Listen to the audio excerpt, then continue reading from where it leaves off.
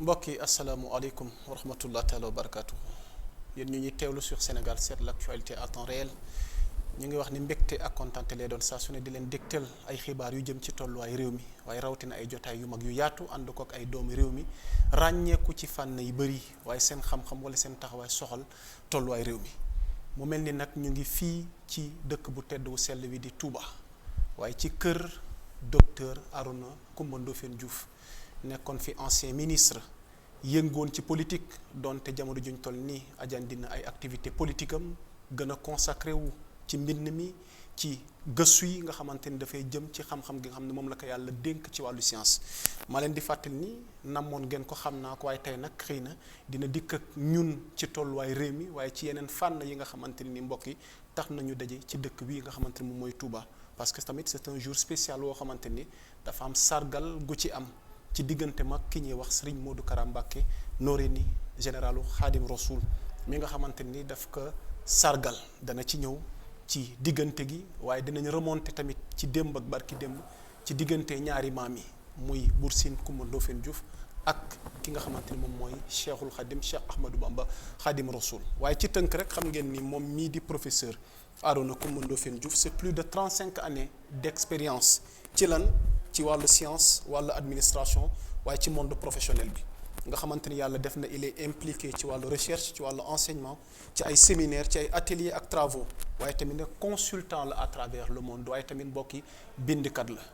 waaye nag xëy na ci biir waxtaan wi dinañ ci gën a yaatal ci fànn yi nga xamante ni yàlla baaxee na ko rawatina ay xalaat yi nga xamante ni peut-être bu leen ko dëgtalee tey incha allahu rabbi dana gën a soxal ñi nga xamante ni ñoom ñoo fi nekk ngir mu gën leen mën a jàppale ci tolluwaay réew mi alors kilifa gi loolu ubbi la woon rek ngir tënk jëm la présenter donte jotaay wi mayewul ngir ñu wax yaay kan ak fi nga jaar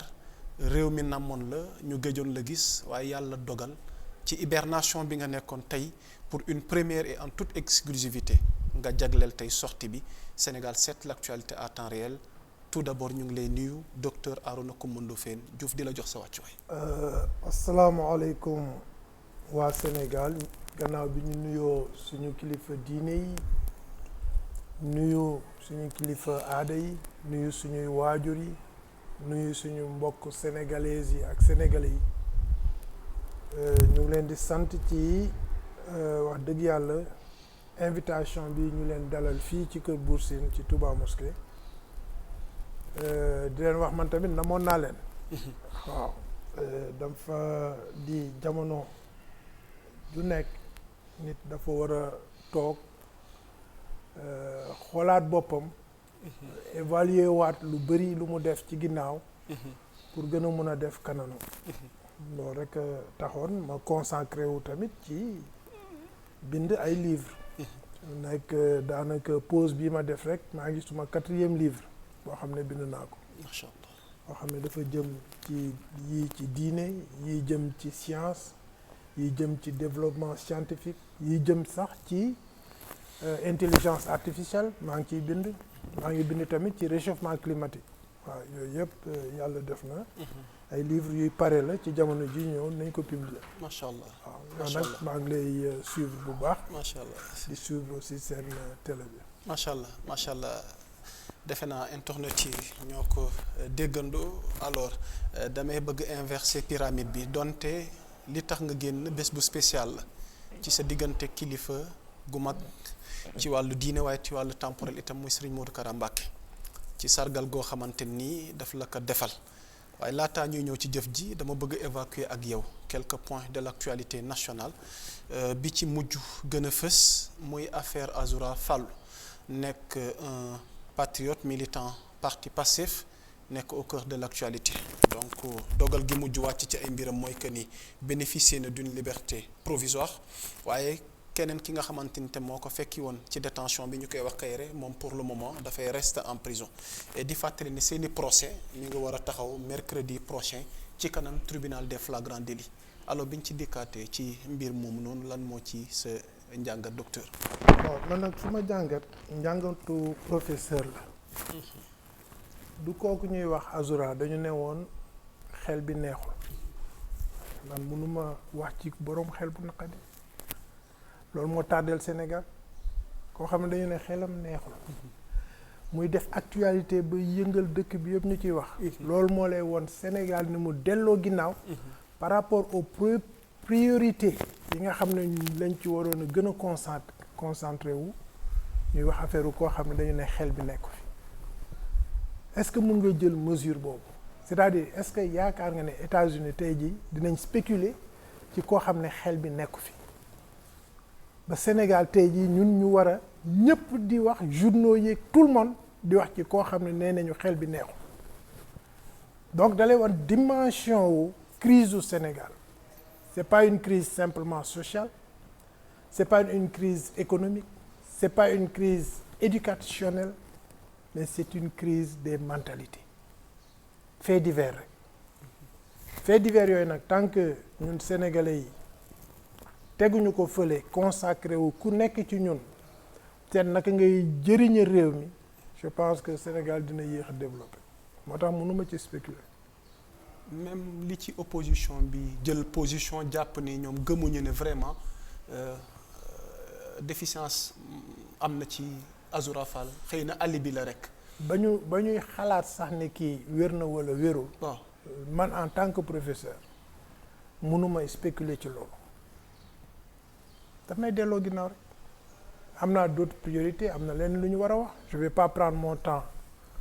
ak sa temps tamit seen temps au télé bi di spéculer ci koo xam ne dañu ne wérul suma dimension intellectuelle mayu ma loolu. ok donc tey ci sa njàngat ci justice su Sénégal am ñu jàpp ni xëy na dafay doxee ñaari tànk boobaak léegi gëjoon nañ la dégg waaye teewul yaa ngi doon observer actualité réew mi surtout lu soxal wàllu justice balaa ñuy ñëw ci benn fait yi nga xamante ni yëngal na réew mi parce que maa ngi bëgg jëm ak yow ci haute cour de justice ndax am na ay anciens ministres yi nga xamante ni traduire nañ leen fa war nañ fa dem layoog yoon ngir leeral lañ leen dénkoon fan la dugg parce que boobaak léegi réew mi nag mi ngi souffrir ci wàllu économie ci ay détournement ci ay blanchiment de capitaux ban njàngat nga am ci taxawaayu justice bi ak nouveau régime bi. waaw nouveau régime bi bari na ay critiques ñii ni ngi ne réew mi doxul c'est normal ñu ngi soog a toog fekk nañ fi loo xam ne keneen ku dul ñoom su ko fi fekkoon tey jii li ñuy dund gën na metti actuellement li Sénégal yi dund réew boo xam ne dañu ne le déficit weesu na PIB bi di dem réew boo xam ne dañu ne 4000 milliards de dette dugg na fii te kenn xamul fu mu dem réew boo xam ne dañu déclaré woon ne c'était le déficit à 5%, le déficit dépasse 12%. ñu ne woon ñi fi nekkoon que bor bi 13000 milliards la woon man bi ma ko njëkkee déclaré en 2022 16000 milliards la woon en 2022 gouvernement bi ñëw indi chiffre 18000 milliards banque mondiale ne 24000 milliards 24000 milliards de bor ñu dépassé suñu taux d'endettement ba approché les 100%. am na ñuy wax ay Japon 128 ay Amérique et cetera mais ñooñu bokkuñu ñun ak suñu bor ñoom du ñu leb bor di ci fay bor ñun foofu la ñu toll Sénégal dañuy am bor di leb ay bor pour fay ay bor léegi ana investissement bi xaalis bi fan lañ koy investir fan lañ ciy tabaxee ay école ay hôpitaux su fekkee bor boobu dañ ko nar a jël di fay ay salaire di fay ay bor yu ñu war a yor te par force dañ leen war a fay ana léegi naka la réew mi développé loolu moo doon situation réew mi bi Diomaye le président Diomaye di jël réew mi catastrophique nee naa la suñu nekkoon dans les pays tels que l'Afrique centrale dans les pays de l'Afrique de l'Ouest ñii suñu voisins yi soit benn armée bi jël na pouvoir bi wala ñu takk seen biir de telle sorte que inflation bi nga xam ne moo dal tey jii Ghana moom moo ñuy dal mooy prix de denrée yi ñii ñu ngi wax ay ceeb bi dafa cher et cetera normalement su fekkoon appliqué nañu réalité yi ñu fi Macky Sall bàyyi su ko Diomaye appliqué woon tey jii denrées yi ñuy wax yëpp dañ ko war a multiplier par 3 te duñ ci mun dara loolu mooy situation alors man nag wax dëgg yàlla maa ngi sant yàlla ndax en 2020 en 2019 d'abord le Macky Sall commencé di jël ay bor ma dem ci moom mu ne ma noo demal suma premier ministre nga waxtaan ak moom ndeysaan ndem si yàlla Boun Abdallah ma dem fekk ko primature ma ne ko premier ministre boru Sénégal yaa ngi yéeg te mi ngi yéeg ci un court délai c'est-à-dire dañu jógee ci ay 54%, Abdoulaye Wade 48% la fi bàyyoon léegi ñu ngi approché dans les 60. C'est alarmant mu ne ma non c'est pas alarmant on est à 64%. ma delluwaat ci Macky Sall ne ko nekkuñu 64%. won ko nag ay chiffres yoo xam ne du man maa ko wax du UEMOA sax moo ko wax waa France ñoom ñoo ko waxoon ba pare publier ko ci seen site ministère des finances française ma ne ko donc nañu def ndànk alors ku comprendre nag li Macky Sall naroon ñu nag ñu ngi ci biir donc on peut quand même lu bëri mun nañ ko expliquer Sénégalais yi xam ko parce que journalistes yeeg ñu bëri dañuy spéculer rek dañuy jël ay résultats di ci waxtaan man nag les faits laay wax Macky Sall dafa xamoon ne le carnet d'adresse du Sénégal était très riche xam aussi la solvabilité du Sénégal mooy Sénégal ak ku mu mënoon a dem ci àdduna bi soo ko lebee loo ko leb mu fay la léegi nag mu engagé wu ci ut xaalis Macky Sall loolu moo doon priorité ut xaalis le maximum d'argent la doon engagé wu pour dugal ko biir Sénégal naka la ko defee il fallait que mu lépp loo xam ne da koy teg bët mu dindi ko lan la njëkk a dindi premier ministre na ko demal fële dama bëgg a def accélérer la cadence loolu fan ko mu mus a gis dëkk bu mel ni réew bu mel ni Sénégal ak toutes les priorités les urgences ngay écarter un premier ministre boo xam ne moo la doon seconder ci tâche bi nga ne lépp nañ ko centraliser à la présidence boobu mooy njëkk a caay-caayu Macky Sall waaw pour que kenn du ko teg bët du am double signature du am premier ministre bu koy wax jaaral fii ni laay def ak fii la affaire yi yem ak yooyu moom kopparu Sénégal yi mu bëgg mu dugg Sénégal et son ministère des affaires ministère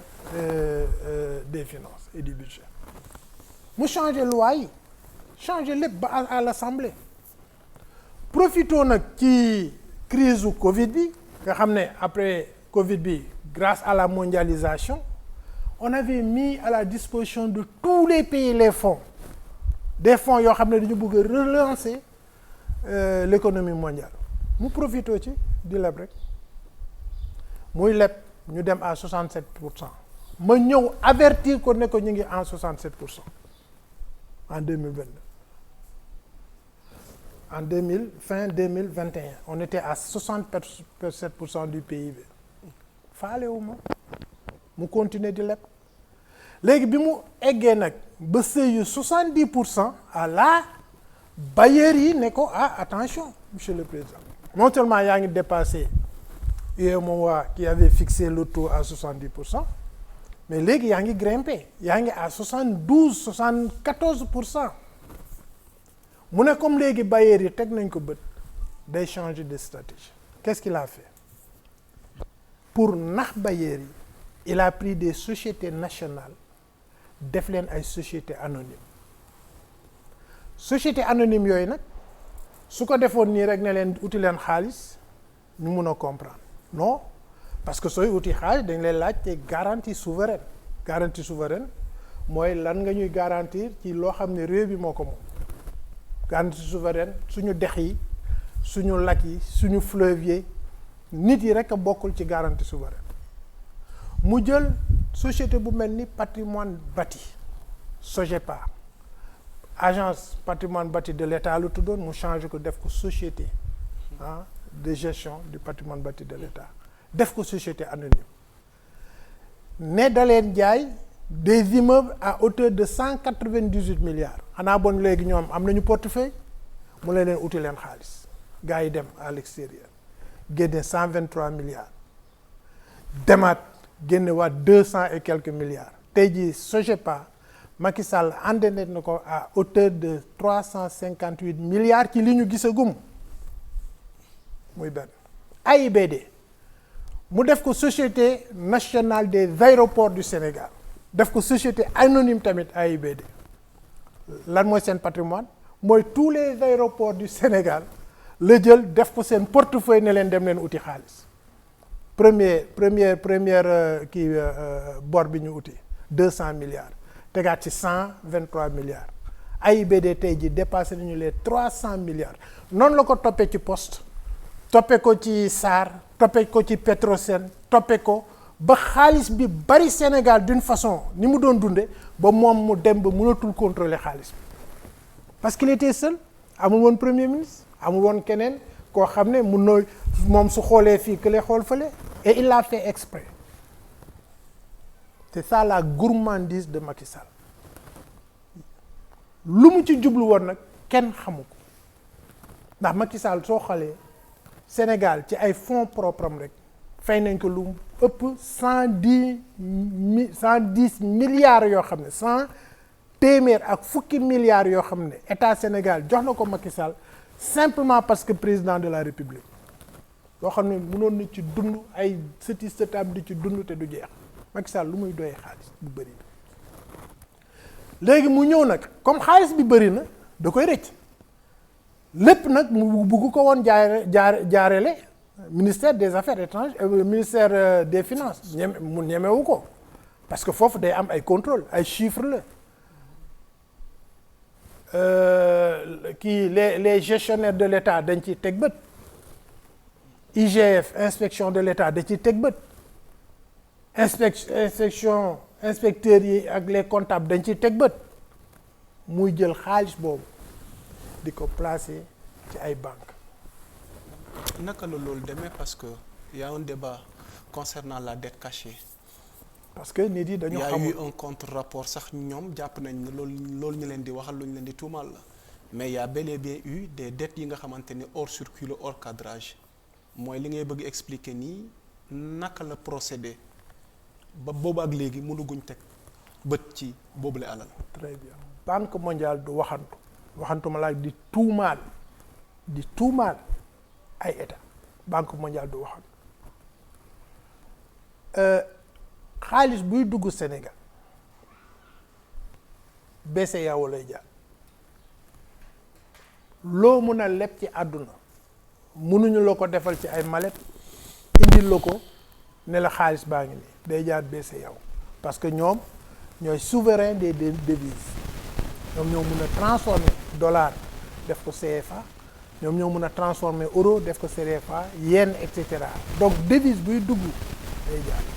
su duggee nag ki ko fi dugal kan la c'est le président de la République il a la signature moom mooy ordonné BCEAO jëlal xaalis bi dugalal ma ko suma trésor wala defal ma ko ci banque nangam wala defal ma ko ci banque nangam c'est aussi facile que ça moo tax tey jii on a au moins une douzaine de banques yoo xam ne déposé nañ fa xaalisu Sénégal te jaarul trésor c'est ça la dette cachée du dégg nga bërki dem rek ñu ngi accusé benn ministre boo xam ne ministre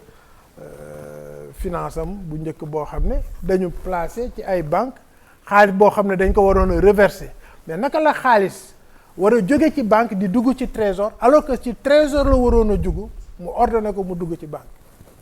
njub lang yaa ngi naan xaalis bu bëri boobu nag moo ko indil tout ce problème là ba xamul woon sax ne doomam ñu ngi def ay deal ci suuf xamul woon ne ay géwélam ñu ngi def ay deal ci suuf. xamul woon Macky umple woon na loolu. mais je pense que Macky ak ni mu mel. il n'était pas au courant. lenn laa xam ne xëy na pour le cas de Farba Ngom et de son fils. lenn laa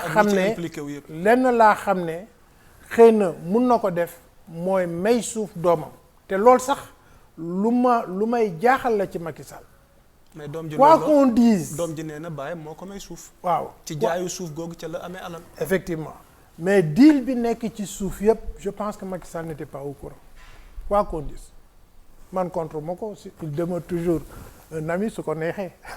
man de toute façon amitié bi du ma ko dagg on a fait l'école ensemble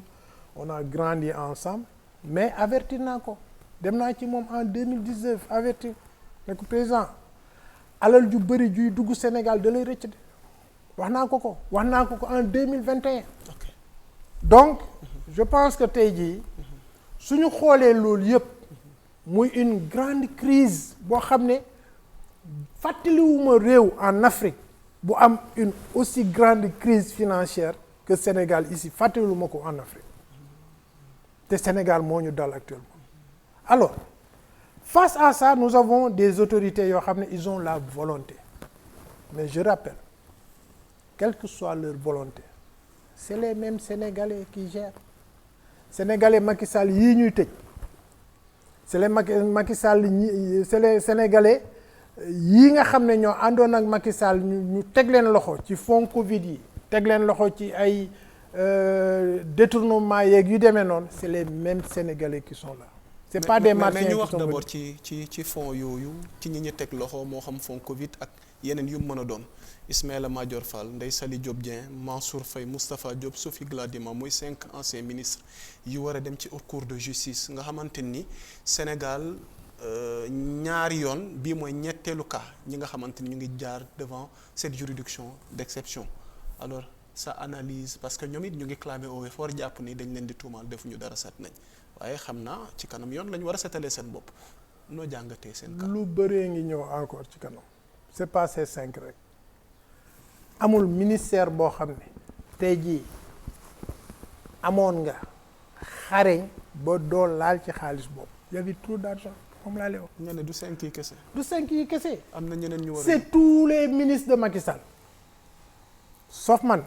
parce que man déjà def naa 11 ans ci cabinet Macky Sall kenn musuma dénk kuddu bu ñuy séddale waxatuma la ak ceeb waxatuma la ak budget waxatuma la ak programme encore moins un département ministère bu may séddale xaalis public j'ai jamais touché à l'argent public Macky Sall mu ngi may déglu ñi nekkoon ci cabinet bi tamit ñu ngi may déglu amul benn yoon Macky Sall 1 million bu mu ko musa may nit seede ko donc j'ai les mains propres loolu nag man ndimbalu yàlla laa ko teg mais keneen ku dul man laal nga ci xaalisu Macky Sall tous ces ministres là suñ leen bëbëtee attention affaire yi yemul fii de gis nga Diomaye xam nga quel est son problème ba la fin de son mandat il va trouver des choses yu ko bett. Ah non, le trou était très profond. Très profond. Notre actuel président Bassirou Diomaye jusqu'à la fin de son mandat. Jusqu'à la fin de son mandat. Chaque jour di nga dégg ay scandale financier jeexagul la mais imagine-toi un pays boo xam ne président bi téye na ci loxoom lu ëpp 10 000 milliards durant ces 12 ans 10 000 milliards yoo xam ne yii contrôlé na ko yii mënatu ko contrôler ana xaalis boobu moo tax saa yoo xëyee di gis ñii di dil fii ay doomam di jaay ay suuf fii ay xaritam di n'importe quoi. Le cas de son fils ku ne xam na ni bëri na say activités yoo xam ne dafa centré fële aux États-Unis doom ji dañ ko convoqué tegaguñ ko bët ñëwagul ñu jàpp ni ndax dina ñëwam déet di ñu ci wax sa xalaat mais dund gi muy dund foofu États-Unis ndax dina yomb mu ñëw am na sax ñuy romandaat est-ce que amul kayitu États-Unis mais pour le cas d'Amadou Sall mi yoon di xaar pour mu ñëw leeral ci implication ci lotissement BOA yi suuf yi mu jaay mbirum 125 milliards ci loolu ko booleeg Farba Ngom donc naka nga jàngatee le cas de son fils. Amadou ce n'est que la première marche de l'escalier c'est rien du tout Amadou. Ses autres enfants aussi sont cités à rappeler. mais ça c'est Amadou ci rien gën a du tout fës. c'est rien du tout par rapport à li nar a feeñ ci kanam vous allez voir non je te dis que c'est impossible xaalis bi dugg Sénégal je pense que Sénégal yi xamuñu lan mooy milliard mun nga toog junni at yoo xam ne junni bis yoo xam ne milliard mun nga toog junni bis yoo xam ne saa yoo yeewoo dañ leen ne yaa Moussa 1 million ngi nii bu mu fanaan 1000 jours saa yoo yeewoo ñu ne la yaa Moussa 1 million ngi nii bu mu fanaan mais on parle de 125 milliards. On parle de 300 milliards. On parle de Griot, hein, qui a un portefeuille de 32 ou d'une centaine de titres fonciers. Suufu Sénégal. mais Farba clame son innocence docteur. ah mais loolu rek la mën a defee tamit. Farba nee na business. mais ñoom ñëpp dañu clamer son innocence. mais je te dis, c'est-à-dire le mal est tellement profond que je te dis aujourd'hui Diomaye dina toog ba fin de mandat chaque jour de lenn dina feeñ. c'est trop profond. gis nga lii ay kii di inspection d'État yu demee noonu mais xaaral scientifique ñu ngi continuer te encore je te dis on a commencé que 2019 et les 7 ans qui ont précédé les 2019 kenn laalagu ko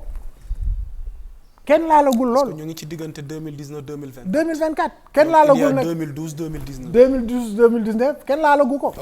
alors donc je pense que war nañu xam ne képp koo xam ne nekkoon nga ci nguuru Macky Sall te nga musal laal argent public ñii de suñu demee jusqu'au fond et je leur demande d'aller jusqu'au fond je leur demande am nañu nag ay état yoo xam ne commencé nañ leen woo ah oui parce que loolu la di ñaan ay njëkk ak yooyu ça c'est les amis des présidents dañ koy def. non attends c'est courant. vous me faites là des états qui appellent. ah mais loolu mënut a ñàkk. pour ñaan njëkk ci. pour ay médiation mënut a ñàkk. c'est sûr xanaa Macky Sall la fa jaar. ah non je sais pas xawma ci tamit preuve mais c'est la routine ay état dañuy ñaan di wax leen moo tax ma bëgg leen avec. non ñiy jubal jubanti lañu woote. moo tax ma bëgg man tamit wax leen suma contribution ci loolu bés bu leen ay état woowee yéen a xam intérêt bu Sénégal am ak état yooyu wala ay organismes internationaux woo leen di leen ñaan njëkk seen diggante ak Macky Sall bés boo leen ko defee trahir ngeen Sénégal. mais on voit Macky Sall à l'international adulé mi ngi recevoir ay ndombal tànk. ñu gis ni yan ndombal tànk mais les gens ne comprennent pas Macky Sall n'est pas président de l'ONU il n'est pas secrétaire général de l'ONU encore moins un secrétaire général d'un organisme affilié à l'ONU ñan ñoo koy woo ñoo xam ne c'est des groupes d'amis des clubs d'amis yow fii mu nekk mënoon nga am xaalis def sa fondation mais c'est quoi ça validé par qui mais moo demul Chine du c'est-à-dire ñi koy woo yëpp c'est des conférences mais man dañ may woo ci ay conférences je suis le vice-président de l'international de l'association internationale des risques hasardeux du monde suñu headquarter mi ngi suñu quartier général mi ngi en Chine dañ fay dem annuellement wala biannuellement di xool. mais ma bëgg wax ni Macky Sall ni mu nekkee à l'étranger nii. c'est rien du tout liñ koy defal nii c'est rien du tout kenn xamul mais c'est des conférences. nee naa la moi ba Inde su ma yoroon suma téléphone wax la des invitations en Inde au Japon etc. pour développer c'est rien du tout c'est pour simplement ñu remplir seen confort conférence c'est rien du tout un ancien président africain mais on en a besoin pour au moins moi l'expérience africaine ça veut rien dire loolu teewul la justice sénégalaise dina dal ci kawam dina dal ci njabootam dina dal ci képp koo xam ne mus nga ànd ak Macky Sall laal ci xaalisu Sénégal moo tax ñi ils doivent aller jusqu'au bout s'ils n'iront pas jusqu'au bout ils auront trahi les Sénégalais yi leen fal parce que reddition des comptes mais imagine-toi ñun en 2012 bi ñuy jël nguur gi lan moo doon la demande sociale c'était simplement Karim Wade moo doon la demande sociale les gens appelaient pour ñu tëj Karim Wade les gens appelaient di menacer ne mënuñu def 1 an te tëjuñu Karim Wade pourquoi parce que amoon na dimension autoritaire boo xam ne il était le président de la République entre guillemets Karim Wade donc il était une demande nationale boobu ñu amoon ci Karim Wade mooy demande bii ñu am ci Macky Sall il faut que ces autorités dem jusqu'au bout te li ma ci neex mooy jusqu'à présent déggaguma le président Diomaye laal ci affaire justice wala wax ci ça c'est excellent parce que ils ont reconnu que justice ba fa nekkoon ñoom àtte leen tëj leen c'est la même justice là mooy àtte Macky Sall donc nous avons quand même une justice sérieuse Sénégal le système judiciaire marche di nga gis souvent des brebis noires loolu c'est dans tous les systèmes dans une famille ñëpp setuñu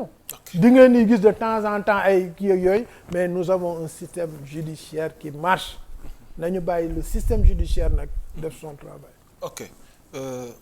ñu terminer actualité politique bi ak wàllu dialogue bi nga xamante ni tey nouvelle autorité woote nañ ko le diggante le 28 ba le 5 juin mais dialogue sur le système politique mi nga xamante ni docteur Cheikh Gueye moom mooy ki ko nar a coordonné moom lañ ko teg ci loxoom noo nar a gisee dialogue boobu par rapport ak terme de référence yi nga xamante ni jot na jëpp naka nga ko nar a xalaatee noo ko nar a gisee. pour man de su ma doon conseil Diomaye dinaa ko ne soxla woo dialogue quelle que soit la nature de ces dialogues là c'est dialogue politique lay doon quel que soit lu ñu ci mën a wax nit di ñëw wax parce que soo bëggoon vraiment un dialogue buy développer Sénégal da ngay def dialogue de l'agriculture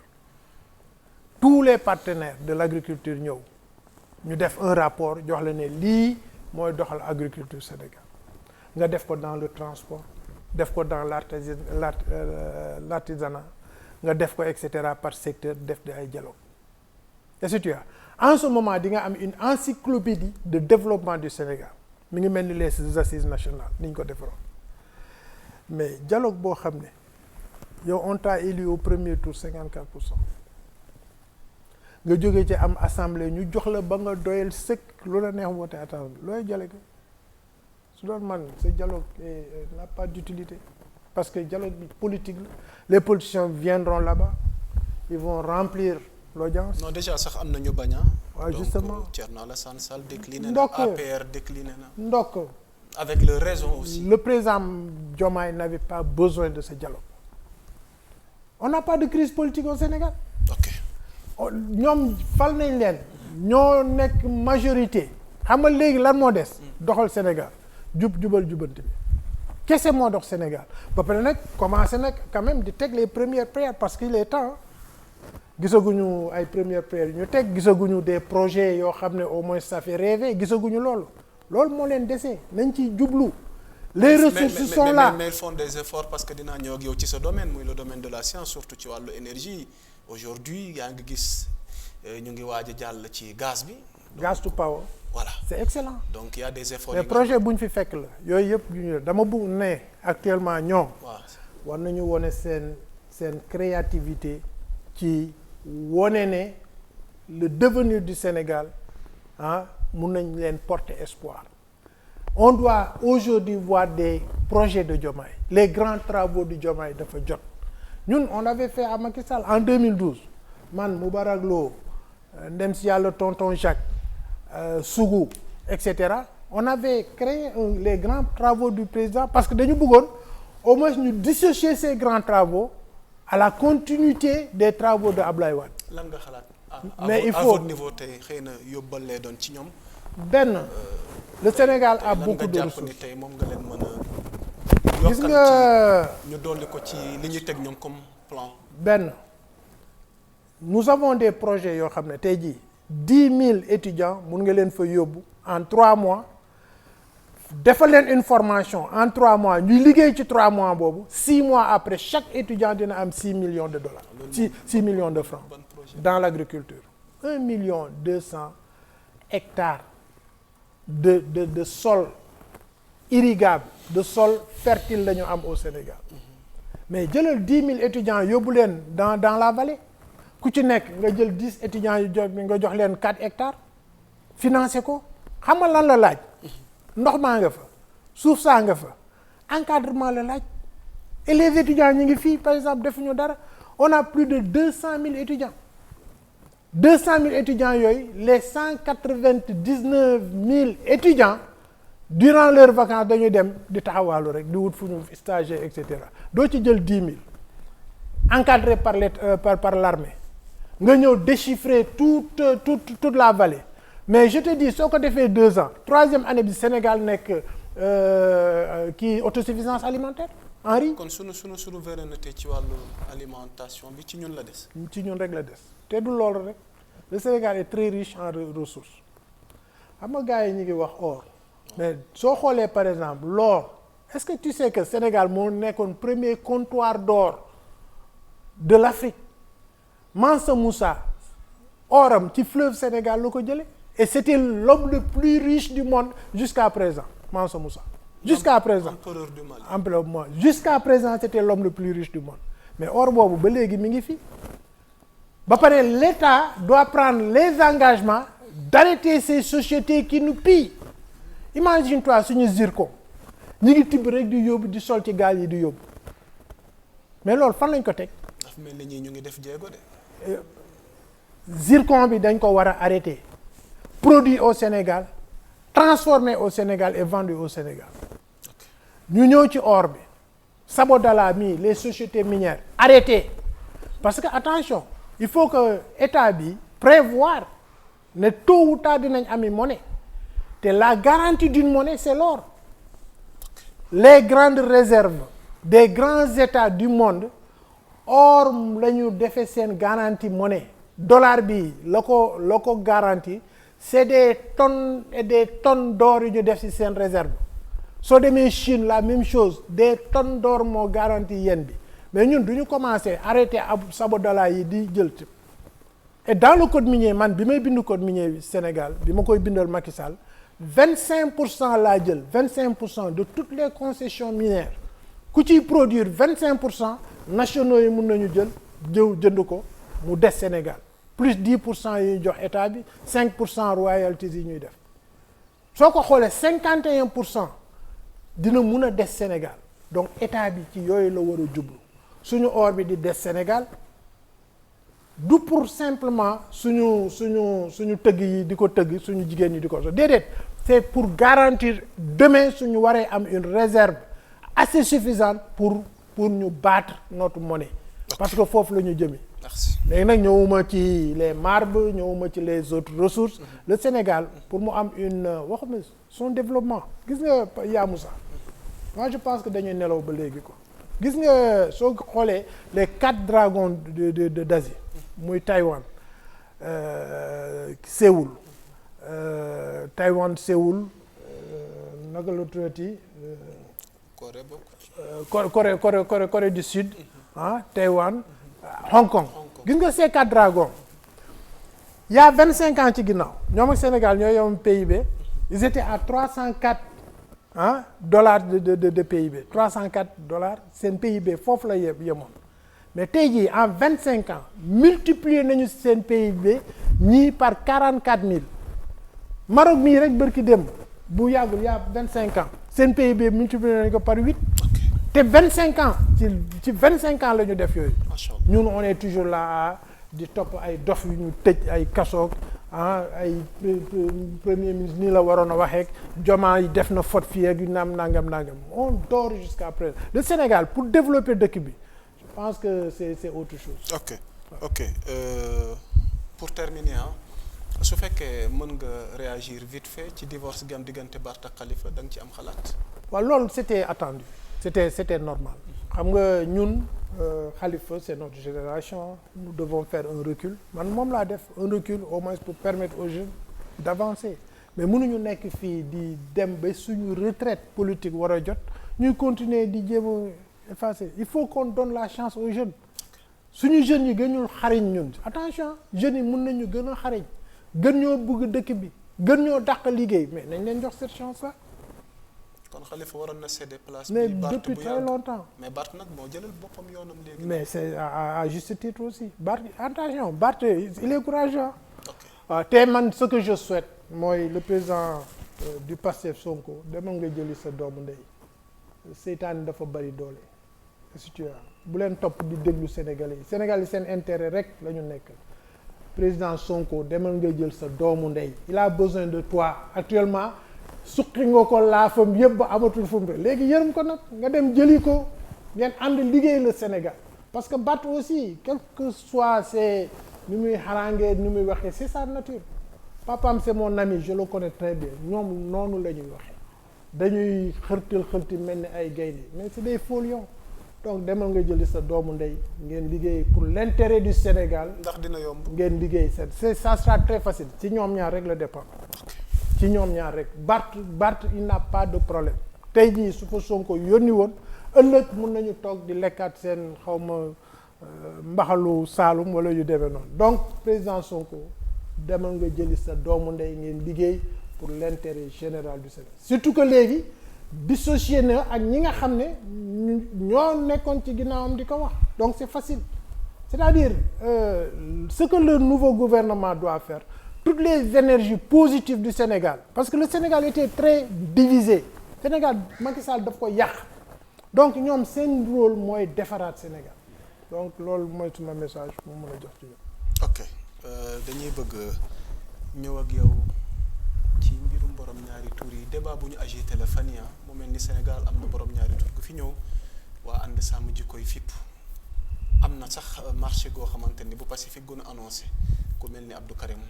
Xurum Xaq donc bu nitu dëgg alors ce débat sur la criminalisation de l'homosexualité yow lan moo ci sa njàngat parce que ñiy jàpp nañ ne waroon na bokk ci priorité nouveau régime gi ñu teel que teg de côté ñu mën a jàll ci leneen mais mel na ni ñiy sentir nañ ni yéexaay daf ci am yow noo jàngatee. waaw man je pense que c'était une promesse. parce que ci législative bi fi Macky Sall nekkee ci borom ñaari tour yooyu la ñu gagné parce que ils avaient dit que Macky Sall dafa bëgg a légiférer ci borom ñaari tour yi ñii ne donc toute leur campagne bi ñu def ci dernière législative pas bii mais durant Macky Sall defe naa c'était en 2022 wala.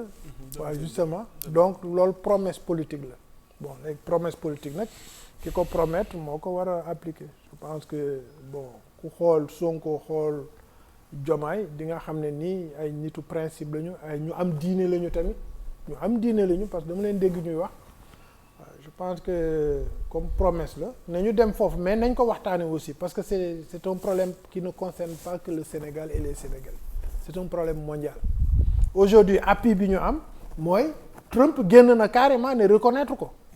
Trump nee na no matter how you make your face no matter how many pills and medicaments you take no matter how you do you gonna be or a woman or a man donc Trump tranché na ko donc s'appuyant sur cette philosophie américaine je pense qu'ils ont la latitude aujourd'hui d'aller sur ces promesses-là qui pénalisaient quand même homosexualité d'autant plus que ñun li ñu gëm religion bi ñu gëm dañ ko condamner donc ñun war nañ ko condamner. ok dualité bi am au sommet de l'État wala ñenn ñi jàpp ni duo la du dualité comme ni ko opposition bi di waxee yow tey. entre Diomaye et kii. Sonko comme ndox ak suukar dara xewul seen diggante. Sénégalais moo bëggul lool gis nga suñu xamoon ne man a yooyu dañu jege dinañu spéculer lu nekk pour wane ko mais y a rien. parce que boobaag léegi dañ la gëjoon a dégg ma profité pour laaj la yow tey naka nga gisee ànd googu. gis nga ni ma xamee le président Diomaye muy séeréer comme man di suma jarbaat la. suma jarbaat la seeti naa ko kaso waxtaan nañu kaso waaw te la ñu waxtaan kaso du ko fàtte du ma ko fàtte waaw non dañu waxtaan ci ay principe bu séeréer principe yoo xam ne moom la ñu nàmp moom la ñu gëm principe yi ñu war a yore Sénégal ci justice ci dëgg ci bàyyi sàcc bi ak yooyu yëpp waxtaan nañ ci ba may seeti le président Diomaye kenn ñemewul woon tudd turam lors des secrétariats exécutifs wala lors des conseils kenn ñemewu ko woon tudd ci Macky Sall maa jël suma responsabilité étant dans le cabinet de Macky Sall dem seeti Diomaye pourquoi parce que principe la ci man injustice moo laloon ci kaw te xeex naa ba tàyyi pour que président Macky Sall ci jamono yooyu bàyyi Diomaye mu génn parce que moo doon intérêt Sénégal moo doon jàmmi Sénégal Diomaye njëkkoon a génn que Sonko parce que au moins dinañ am genre liaison boo xam ne koo xam ne dina dalal waa Pastef dinañ ko déglu étant Sonko nekk ci kaso bi donc ni ma xamee woon sa Diomaye la et jusqu'à présent su yokkuwul du wàññeeku alors ñoom ñaar ñooñu tamit lu leen mun a nit jéem a féewale ci waa jooju lay këpp rek intérêt Sénégal mooy ñoom ñaar ñu ànd jusqu'à la fin. Moi je sais que Diomaye ne va jamais trahir Sonko parce que je connais Diomaye suma jarbaat il va jamais trahir Sonko ñun noonu la ñu mel sénégalais kii séeréer du wor suñu honneur lañ ciy teg suñu geño dañ la koy waatal ci geño ne duñ la wor te duñ la wor waaw man li ma wóor ba wóor mooy Diomaye du trahir mukk Sonko. Sonko aussi ci principe yi muy incarné il a besoin de Diomaye et puis fa jiw a jeexul jógu fa ils ont toute la latitude tout le temps. ñu bëri jàpp ni il a trop de pouvoir en tant que père. Mais il doit avoir des pouvoirs. Le père c'est lui qui conduit le programme du président soo ko joxul pouvoir naka la koy conduire il doit avoir des pouvoirs nañu arrêter ça un PM sans pouvoir mooy sa bëkk néeg sax day am pouvoir bëkk néeg day am pouvoir da ngay ñëw mu ne la doo dugg doomu sëriñ bi sax day ñëw mu ne ko doo dugg mais donc suñu joxul un premier ministre nga xam ne ci la attention Diomaye ci Sonko la adossé wu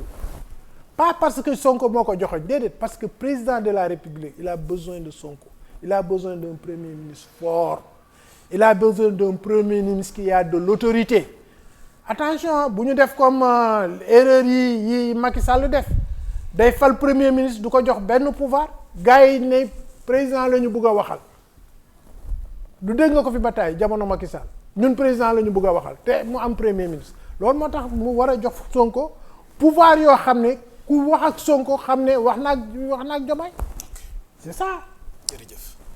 pour jeexal mbokk yi donc loolu nekkoon pàcc bu jiitu ci waxtaan wi pour jeexal nag dañuy bëgg a ñëw nag ci ndaje tey ji ndax boobu ak léegi gëjoon nañ la gis naam waaye mu mel nii tey en toute exclusivité ginnaaw bi nga àddoo ci tolluwaay réew mi mu mel ni tey danga am sa wëllëre sa xarit goo xamante ni tey daf la fas yéene sargal ñu bëgg cee ñëw nga leeralal ñu seen diggante yow ak Serigne Modou Kara Mbacké Noreyni nekk généralu Khadim Rasoul nekk leader di homme politique itamit waaye di chef spirituel itamit woote alxadimiya ak yeneen initiative yoo xam ne jugul ci liy jëmale liggéey Serigne Touba kanam waaye mu mel ni rapport yi dañuy remonté démb ci seen maam Buur Siin Kumba Ndofeen Diouf ci taxawaayam ci Cheikhul Khadim Serigne Touba Khadim Rasoul alors tey lan nga ñu mën a leeralal ci sa diggante ak Serigne Modou Kara ci sargal wi ak ci seen ñaari maam yi ak ànd gi ngeen ànd jubluwaay bi ak njëriñ gi ci askan wi. waaw Serigne Touba dafa jógee géej en 1902 bi mu fa jógee ñu def ko en résidence surveillée balaa ñu ko def résidence surveillée dañ ko bàyyi ne ko demal nga ñibbi moom xamoon na ne du egg Touba mu ñëw ba Daaru Marnaan bi defar fa benn kër dëkk fa 6 mois moom ak njabootam ak maam Thierno ñu dem kër ga lakk mu santaane maam Cheikh Ibra ak maam Thierno ne leen dem leen ngeen yeesal mal kër gi ñooñu yeesal kër gi ba pare dem di jëndi ay lalu xànjar yooyu ñu doon jëndi nag ñu dajeeg benn pël dañ ko la ma soon ci ay saako ñu dajeeg benn pël ba mu làmbee gis kii yu gudd mu làmb ne ay arme à feu la ne ay fital la dem nag borom Ndar borom kii le gouverneur mu egg ba ci moom donc ñu xalaat ne Daaru Marnaan bi c'était son siège pour préparer une guerre sainte léegi ils ont convoqué tous les chefs coutumiers tous les chefs des royautés tous les rois tous les chefs religieux ñu convoqué ko leen à Ndar pour ni ñu defoon Sëñ Touba en kii ba 1895 ba déporté ko ñu def la même chose un conseil colonial constitué maintenant d'un conseil national sénégalais ñu condamné Sëñ Touba pour yóbbu ko à Madagascar devant tous ces gens-là le Buur Siin taxaw ne man ànduma ci kii da ngeen koy tuumaal rek nitu yàlla te boobu Buur Siin musul gis Sëñ Touba mais dégg na ne nitu yàlla la ñun mbaaxaan ñëw ne ko bon Buur Siin yow da nga may weddi mu ne ko weddiwuma la li da nga témoigner man tamit ma témoigner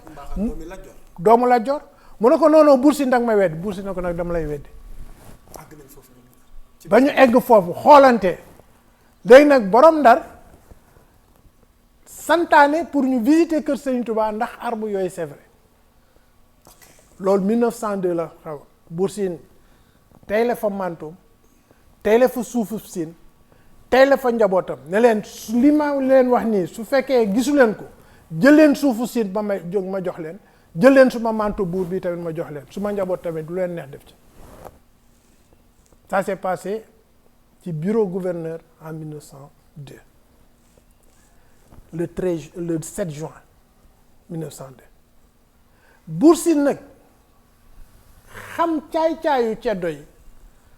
en le 13 juin mu ñëw à Daaru Marnaan c'est la première fois muy soog a gisee ki mu seede woon te xamul woon kan la mu ñëw si Sëñ Touba Sëñ Touba ne ko waaw yow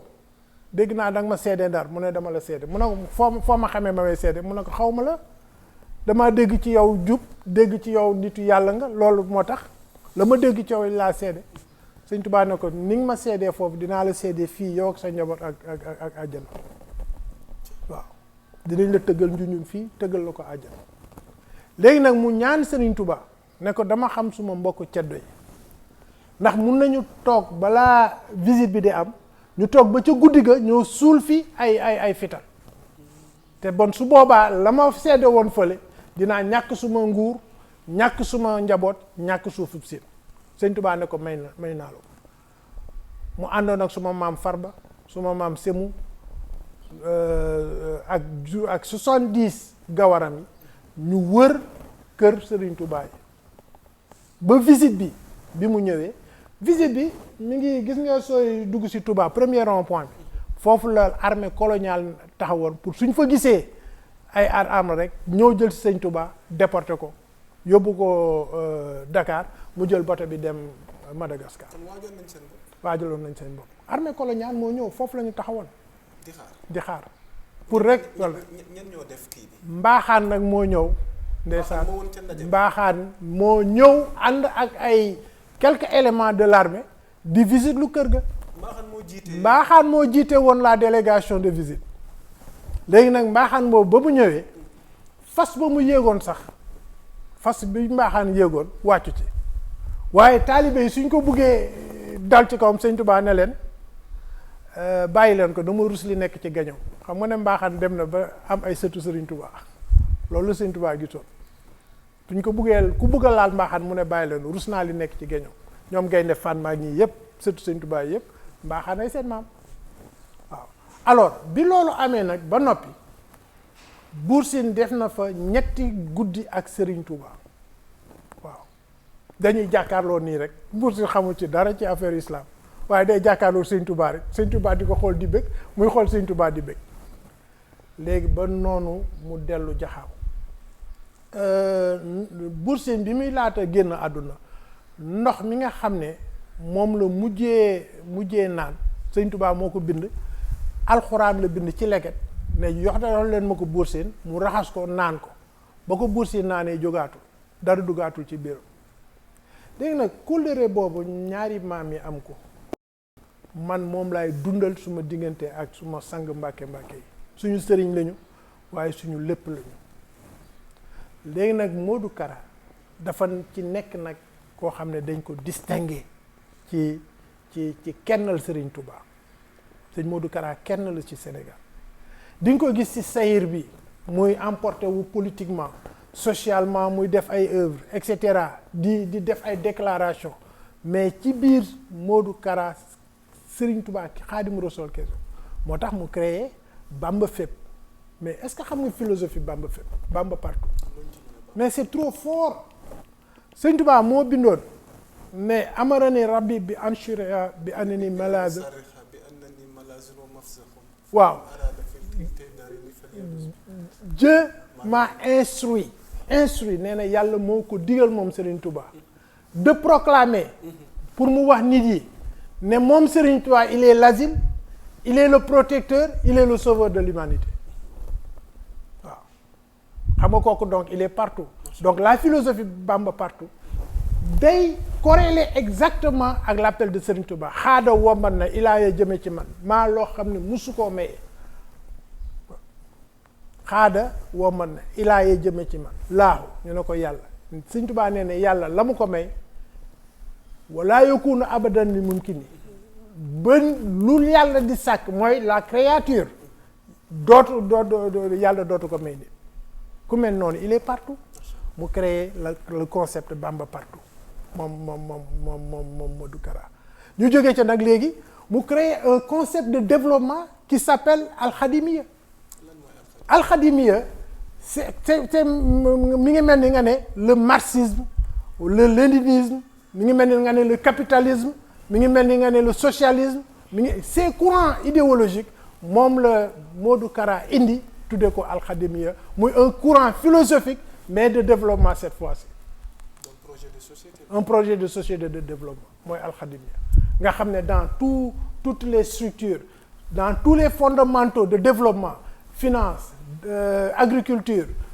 culturelle et cetera da ngay gis Al-Khadimiya indi la un projet de société dans ces structures Modou Kara kenn la léegi nag xam naa aalam ak daanoom ci Buur Sine seede boobu suma maam seede boobu mu defoon moo tax ndeysaan mu woo ma jooy ba man sax dama ci am kersa waaw mu ne ma nag moom daal xelam dafa am yéene décorer ma waaw décorer ma moo tax mu indil ma oto boo xam ne nee na ma lii laal ba pare oto bi nag daf ca àndal ay bagage lu nekk ngi ci biir oto bi ndeysaan. naa loolu. waaw loolu Mbaye Kébé mu baax mi ci xarala gi dina leen ko illustrer. ndax defe naa boole na ci professeur Niang la ko jox mu ànd ak doomam. waaw ñu indil ma ko tey ci suba. loolu nag day feddali coloré maam yi xam naa suñu maam yi moom fa ñu nekk ca àjjana loolu ñu ngi ciy bëgg. waaw moo tax ñu tamit. duñu mun lu dul yeesluwaat ci ñoom duñu mun lu dul dénkaat leen suñu bopp duñu mun leen Sëñ Touba su Sénégal waxuma Sénégal mais l'humanité suñu xamoon njëriñu Sëriñ Touba dinañ xam ne dépassé na tous ses pairs en termes spirituels. macha allah defe naa loolu foor na xanaa di ko niiwaat di ko ñaanal yàlla mu yàgg fi loolu tuwér moom Cheikh Ahmadou Kara Mbacké Noreyni ndax ba ci man mii di wax moom bu ma fi toogoon di wax teraanga yi bawoo ci moom di jëm ci ñun ak i ñaan nga xamante ni defatuñ sax taale bi daanaka doom lañ ci kër gi donc ñu ngi koy ñaanal yàlla naka yàlla yokk defal ko tawféex ak taysiir alors kilifa gi mu mel nii wax dëgg fa yàlla bëggoon nañ jotaay bi gën a yaatu waaye amoo jot ndax jamono waaye ci sa mbaax nga may ñu bile exclusivité ndax boobaak léegi mbay defe naa Sénégal gëjoon nañ ko dégg waaye defe naa leer na tey xamal na leen ci li mu ne ak yéenam gi mu am ci réew mi rawatina ci actualité bi ak lim ci leeralal alors looy tàggoo bu dul tàggatoo ndax wax dëgg fa yàlla xam naa ne moom dinañ la namm demoo. waaw tàggatoo bi woote la rek. le 13 juin boobu tey jii maa ngi fas yéene ànd ak la fédération internationale des daïra de Bour Sine dafa am ay daïra murit yu tuddee seen bopp Bour Sine ils sont plus de 111 daïra. ñooñu laay àndal ñu màggal bis bii nga xam ne moom la Serigne Touba njëkk a jàkkaarloog ak Bour Sine muy le 13 juin ñu koy màggale nag foo xam ne tamit foofu la ñu gisee muy Daaru Marnaan ci bërëb boobu lañ koy màggale ñu ngi ci woo taalibe yépp képp ku ko mën a fekkee na nga ñëw fekke ko yendu ak ñun ba ngoon 17h la cérémonie officielle bi sëñ Bass Abdou Khader ak ci ndigalu sëñ Mountakha moom moo ko nar a présider ak rakkam yeeg magam yeeg yépp yu nekk Touba ak taalibe yi ñu leen di gërëm yéen tamit di leen ñaanal rek seen télévision bi yal na jëm kanam. macha allah allo Mamine di la ñaanal yow itam di la jaajëfal vraiment ci yombal gi ñu yombalal jotaay bi di ci jaajëfal Mbaye Kébé mi nga xamante ni moom laa àndaloon ci bile liggéey ci coordination junior kër gi ñëpp ku lim juum madame Ndiaye jàll ci borom kër gi monsieur Ndiaye di leen ñaanal yàlla waaye rawatina internautes yi nga xamante ni yéen a safoo l'actualité à temps réel muy Sénégal 7 di leen wax ni nag l'actualité est en continu sur toutes nos plateformes d'ici là portez-vous bien jaa ngeen jëf wasalaam.